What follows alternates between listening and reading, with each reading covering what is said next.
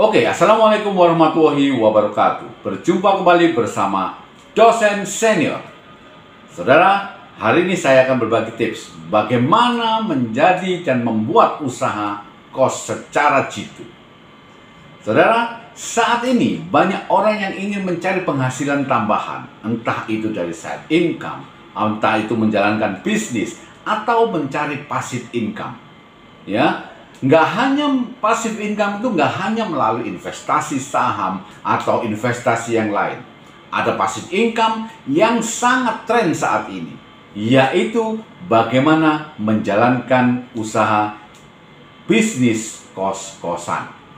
Ya, saudara, keuntungan usaha kos-kosan meskipun sering dianggap memiliki modal yang sangat besar, tapi nyatanya ya kos-kosan tetap menjadi peluang bisnis yang menggiurkan dan banyak diminati oleh banyak orang. Ya, apa saja keuntungan usaha kos-kosan? Yang pertama, usaha ini memberikan passive income yang jangka panjang. Artinya apa? Tidak perlu terlalu banyak usaha, tidak perlu mengeluarkan banyak pikiran, hanya mengeluarkan modal sekali dan terus-menerus menghasilkan penghasilan sampai kita, intinya dalam jangka waktu yang sangat lama sampai kita menjualnya. Ya, kita hanya melakukan maintenance saja, kita hanya kontrol perbaikan kecil-kecil, dan ini akan berjalan terus-menerus dan menghasilkan uang yang secara berkelanjutan. Ya, yang kedua, banyak usaha sampingannya.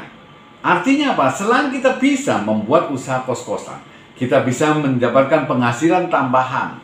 Contohnya kita membuat tokonya, ya, toko peracangan yang khusus untuk mereka-mereka yang kos di sana dan membeli ke warung itu. Ya, atau kita membuat laundry, atau kita menambahkan layanan untuk makan. Maka disitulah usaha sampingan yang kita dapatkan selain kita membuat usaha kos-kosan itu. Atau kita tambahkan wifi yang mana setiap penghuninya membayar biaya tambahan. Yang ketiga, banyak peminatnya. Yang pasti, bisnis kos-kosan akan terus memiliki banyak peminat, apalagi kos-kosan itu terletak di daerah yang sangat strategis. Sebagai contoh, di sekitar kampus, ya, di sekitar area perkantoran, di lokasi dekat pabrik, ya, atau di tempat daerah wisata yang mana di sana banyak turis atau wisatawan mancanegara atau wisatawan asing, dan tentunya di sana banyak pekerja-pekerja atau karyawan dari luar daerah. Di situ potensinya kita bisa membuat usaha kos-kosan. Nah, cara bisnis kos-kosan itu dengan modal kecil itu bagaimana? Banyak yang sering maju mundur untuk mulai usaha kos-kosan ini karena takut modal yang begitu besar. Padahal ada beberapa cara bagaimana bisa menjadi alternatif kita bisa menjadi pengusaha kos-kosan. Yang pertama, kita bisa berpartner dengan teman atau dengan saudara. Kita berpartner, patungan modal, kita membuat kos-kosan, ya, kemudian kita pasarkan sehingga kos-kosan itu penuh dan hasilnya tinggal kita bagi rata bersama partner kita sesuai dengan modal yang dikucurkan. Ya. Kemudian yang kedua, kita bisa membantu memasarkan kos-kosan orang lain. Artinya apa? Banyak kesulitan orang yang memiliki kos sehingga kosong.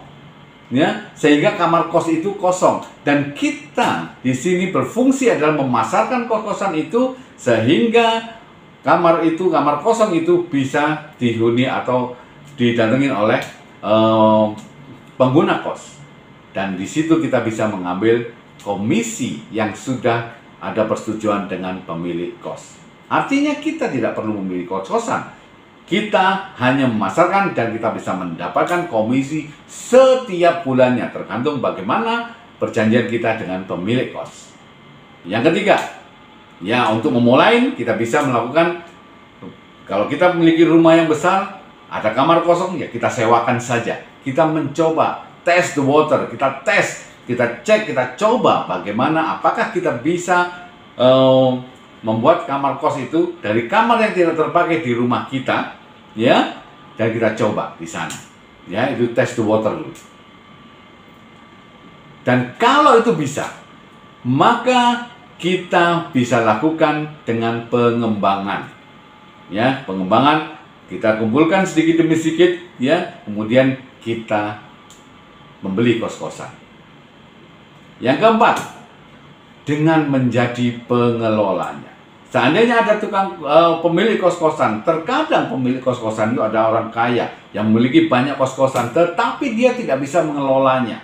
Ya, di situ kita datengin, kita bisa kerjasama, bahkan kita bisa koordinasi dan kita bisa mengelolanya dengan asumsi kita kerjasama yang win-win solution. Artinya owner yang memiliki tempat kos tanpa hanya duduk saja, kita yang mengelola segala operasionalnya, kita kelola mulai dari biaya perawatan dan penagihan anak kos itu kita yang kelola, dan kita mendapatkan komisi atau margin dari sana sesuai dengan komitmen awal. Yang kelima, kita beli rumah atau tanah di pinggiran kota. Artinya apa? Kita cari tempat yang lahan di pinggiran kota yang dekat dengan pabrik, ya, sehingga lahannya murah dan kita bisa mencari dan kita bisa membeli lahan di sana dengan bantuan bank. Kita tinggal koordinasi, kita tinggal membuat perspektif yang mana kita akan ajukan ke bank dan bank akan mendanai. Sebagai contoh ini, kalau ada lahan, ya, kita beli lahan dan kita gambar, kita sesuaikan lahan itu sehingga terjadi misalnya membuat 10 kos, gitu ya. Dari biaya itu semua kita ajukan ke bank, kemudian bank akan mendanai kita dan pembayarannya itu, ya, pembayaran itu kita akan angsurkan ke bank. Artinya apa? Kita tidak perlu modal yang besar, kita hanya membeli modal DP, kemudian kita ajukan ke bank dan bank akan mendanai, kita kelola, akhirnya kita beri angsuran setiap bulannya melalui kos tadi, melalui orang yang kos tempat kita, dan kita akan membayarkan ke bank. Ya, artinya kos-kosan itu akan membayar cicilan ke bank dengan sendirinya. Kita hanya mengelola, kita hanya mengontrol. Saudara, itulah tips bagaimana kita menjadi usaha, kita bisa membuat usaha kos-kosan, dan itulah tips secara jitu bagaimana kita mengelola kos-kosan.